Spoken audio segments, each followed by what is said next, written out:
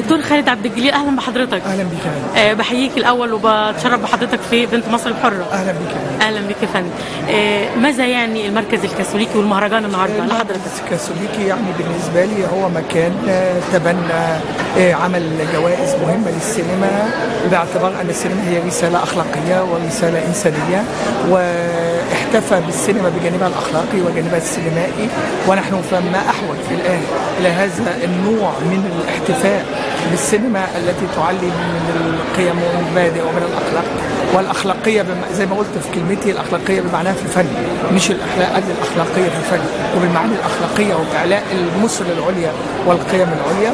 وبالتالي هذا المهرجان جه في لحظه مهمه جدا من عمر الوطن. احنا في مصر زي ما قلت في الكلمه ان احنا مصر في مواجهه حرب ثقافيه حقيقيه، وبالتالي نحن في مواجهه هذه الحرب الثقافيه الحقيقيه لابد ان يكون المفكرين والمبدعين السينمائيين في طليعه المدافعين عن هذا الفن. مصر عملت تاريخها وتراثها وكله ليس بالجيش ولكن بفنها وبابداعاتها. هل وزاره الثقافه قايمه بدور او مشاركه بدور في المهرجان هنا؟ وزاره الثقافه احنا طبعا متواجدين معاهم وبنقدم لهم اي عون بيحتاجوه، وما تنسيش ان في فيلمين او 3 من الافلام المشاركه في المسابقه هم كانوا بدعم من وزاره الثقافه. جميل جميل.